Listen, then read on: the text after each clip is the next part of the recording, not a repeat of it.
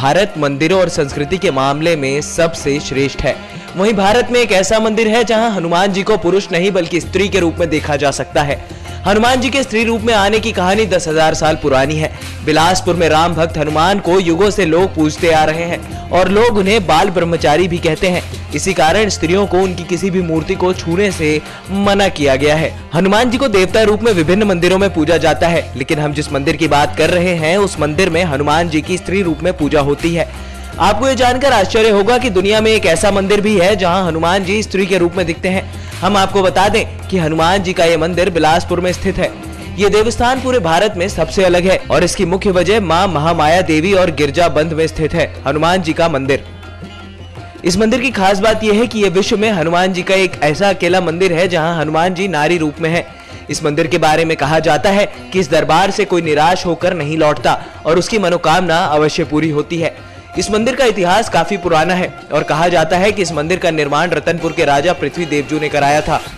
पौराणिक और ऐतिहासिक दृष्टि से देखा जाए तो इस देवस्थान ये लगभग 10,000 साल पुराना है। ऐसी मान्यता है कि राजा पृथ्वी देवजू के सपने में हनुमान जी दिखे और वो एक देवी रूप में थे, बल्कि वो देवी नहीं थे, लंगूर थे, पर उनकी पूंछ नहीं है और उनके एक हाथ में लड्डू से भरी थाली थी तो दूसरे हाथ में राम मुद्रा अंकित था। उनके कानों में भव्य कुंडल था और उनके माथे पर सुंदर मुकुट माला से जड़ित हनुमान जी दिव्य मंगलमयी मूर्ति के रूप में राजा को दर्शन दिए थे।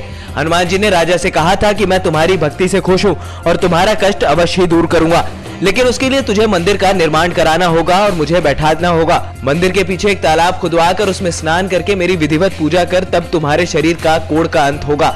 अचानक एक रात राजा के सपने में हनुमान जी फिर आए और बताया कि मां महामाया के कुंड में मूर्ति रखी हुई है, उस मूर्ति को लेकर यहाँ इस मंदिर में स्थापित करवाओ। तब राजा ने मूर्ति को तालाब से निकलवाकर इस मंदिर में हनुमान जी की स्थापना करवाई।